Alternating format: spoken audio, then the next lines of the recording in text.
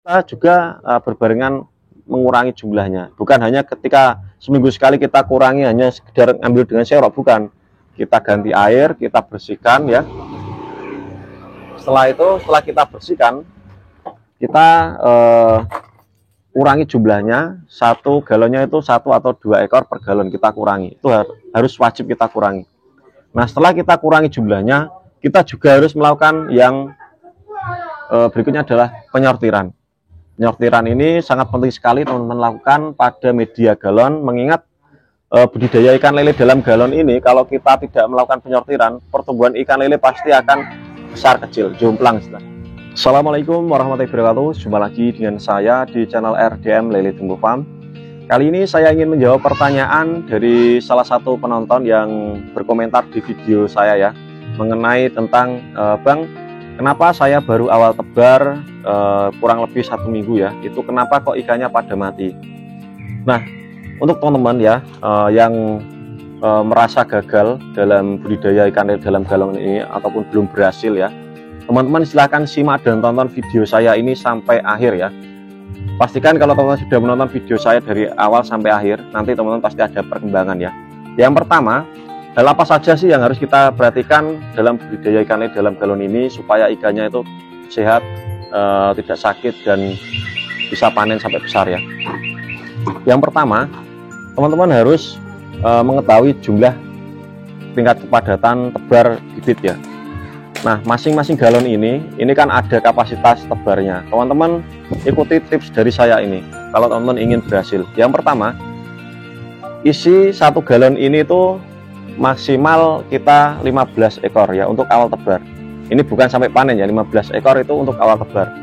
Itu nanti kita kurangi di 1 minggu 1 atau 2 ekor per minggu. Kita kurangi terus sampai sisa di media galon ini 4 atau 5 seperti yang ada di atas ini. Ini isinya 4 ekor per galon ya. Ini ukurannya kan udah agak besar ya. Nah, kenapa kok jumlahnya semakin sedikit Bang? Alasannya kenapa kok ini saya kurangi, supaya pertumbuhan ikan lele ini itu cepat karena ruang geraknya itu longgar ya. Itu yang pertama. Yang kedua, semakin padat ikan yang kita tebar di media galon apabila kita tidak kurangi jumlahnya, maka besar kemungkinan ikan akan kanibal, akan memangsa satu sama lain ya. Ataupun kalau kita biarkan tingkat kepadatannya tetap 15 ekor, itu ikannya akan tidak mau besar, pasti akan lama sekali, mau 1 tahun ya, tetap segitu aja. Nah, tapi kalau teman-teman mengikuti tips dari saya ini, kita kurangi seminggu sekali itu 1 atau 2 ekor ya, pasti teman-teman pasti ada perkembangan, ikannya pasti ada perkembangan. Nah, setelah kita kurangi jumlahnya, sudah tahu tebarnya itu berapa dari awal, lalu sampai usia panen itu berapa ya, 4 atau 5 ekor itu maksimal ya, jangan sampai melebihi itu. Kalau dikurangi lagi malah boleh ya, diisi 3 atau 2 ekor itu akan jauh lebih besar ukurannya, bisa 1 kilo mungkin isi 7 ataupun isi 6 ya, kalau kita isi 3 ataupun 2 ekor. Nah, kalau ada konten yang membahas mengenai tentang tebar padat 50 ekor, 30 ekor, fix itu enggak benar teman ya.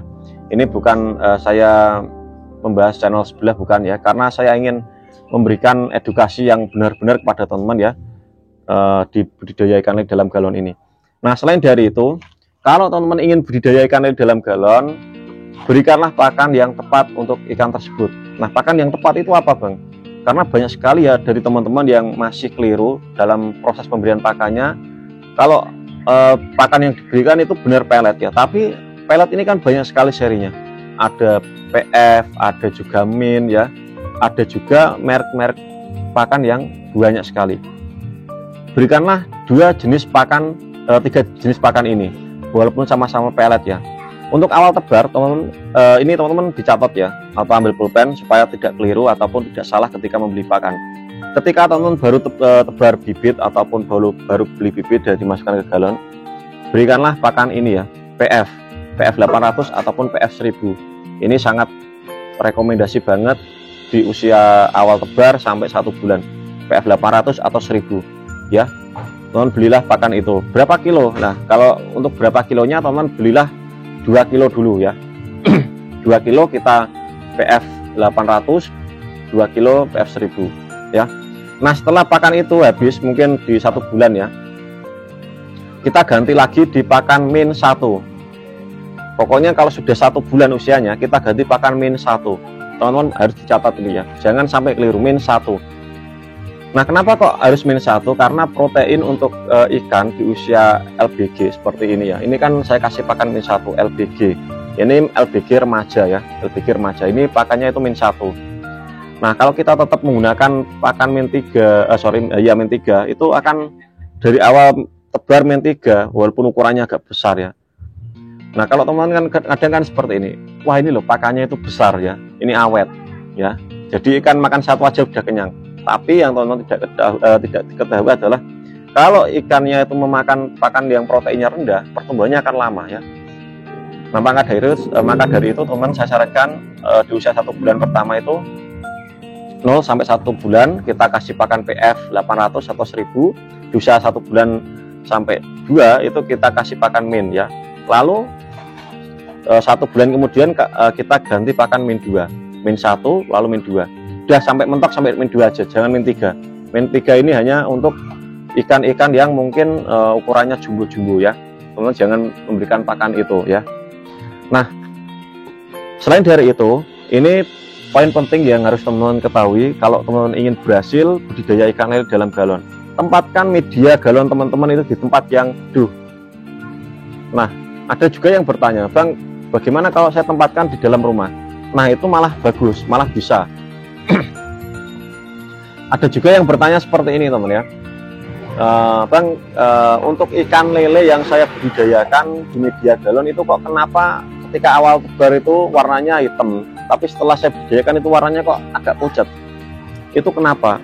Nah itu hal wajar ya teman, karena ikan lele itu kan sebenarnya untuk kulit itu kan pigmen warna ya, semakin kurang cahaya sinar matahari maka dia akan semakin pucat. Seperti halnya kita ya, kalau kita ditempatkan yang tempat teduh ya pasti akan putih ya, kalau tempatkan di tempat yang panas otomatis kita akan hitam ya, seperti itu. Itu hal wajar teman, nggak terjadi apa-apa ya, nggak masalah. Nah setelah teman-teman sudah menempatkan media di tempat yang teduh ya, kita kan urutannya kan tadi ya, jumlah tebar, pemberian pakan, tempat yang teduh, lalu pergantian air ya. Nah pergantian air ini sering sekali dari teman-teman yang awal-awalnya itu rajin ganti airnya ya, rutin seminggu sekali diganti, tapi nanti setelah dapat 3 minggu atau 1 bulan lah udah mulai malas. Ini enggak bilangnya mungkin ya ini ikannya kenapa nggak besar-besar ya. Nah itulah, kalau teman-teman menikmati proses pasti akan kalau medianya kotor dalam 1 minggu itu pasti akan diganti airnya. Tujuannya apa? Penggantian air, dan kita harus juga membersihkan medianya seperti punya saya ini ya. Tujuannya apa? Supaya kalau kita bersihkan medianya itu supaya bakteri atau jamur itu tidak melekat pada media galon, supaya ikan kita itu tidak mudah terserang penyakit ya. Nah selain dari itu, pergantian air ini kan seminggu sekali ya, kita juga berbarengan mengurangi jumlahnya. Bukan hanya ketika seminggu sekali kita kurangi hanya sekedar ambil dengan serok, bukan. Kita ganti air, kita bersihkan ya. Setelah itu, setelah kita bersihkan, kita kurangi jumlahnya. 1 galonnya itu 1 atau 2 ekor per galon kita kurangi, itu harus wajib kita kurangi. Nah setelah kita kurangi jumlahnya, kita juga harus melakukan yang berikutnya adalah penyortiran. Penyortiran ini sangat penting sekali teman-teman lakukan pada media galon, mengingat budidaya ikan lele dalam galon ini kalau kita tidak melakukan penyortiran, pertumbuhan ikan lele pasti akan besar kecil, jomplang istilahnya ya. Kalau teman-teman lihat ini besarnya kan seperti seragam ya, tapi kalau kita satukan nanti ada perbedaan. Ini yang ukurannya kecil saya taruh di sini ya, yang besar ini taruh saya di atas ya, ini yang besar-besar sampai sini. Nah ini yang kecil-kecil, ini yang besar-besar. Nah ada juga yang bertanya untuk teman-teman ya, ini sering sekali ditanyakan oleh teman-teman, Bang, kenapa kok ketika saya ganti air itu kenapa ikannya pada kanibal atau pada berantem, pada saling menggigit satu sama lain? Nah sedikit tips untuk teman-teman ketika teman-teman baru ganti air ya, teman-teman kalau baru ganti air, medianya dibersihkan, teman-teman siapkan pakan PF, kita rendam dulu, berikan pakan PF dengan jumlah yang sedikit. Tujuannya apa? Supaya ikannya itu istilahnya perutnya itu ada isinya atau ada camilannya, dia supaya tidak memangsa satu sama lain, seperti itu ya. Sedikit aja, jangan sampai kenyang ya. Kalau sampai kenyang akan berpotensi ikan malah sakit ataupun stres nanti ya. Sedikit aja. Nah setelah itu teman-teman diamkan, mungkin kalau pagi kita ganti air, sore kita kasih pakan juga nggak apa-apa ya, ataupun siangnya kita kasih pakan, itu malah bagus. Nah dalam pergantian air ini kan seminggu sekali kita lakukan ya, penyortiran seminggu sekali kita lakukan, pengurangan jumlah kita seminggu sekali lakukan ya. Kalau teman-teman masih gagal itu ada opsi yang berikutnya. Mungkin kalau pertumbuhan ikan lelenya itu perawatannya teman-teman sudah benar ya, pertumbuhan ikan lelenya itu lama, itu bisa disebabkan juga karena kualitas bibit yang kurang bagus ya. Nah kalau teman-teman bertanya, ada juga yang bertanya ya, Bang, bibit ikan lele yang bagus itu jenisnya apa sih untuk kita budidayakan?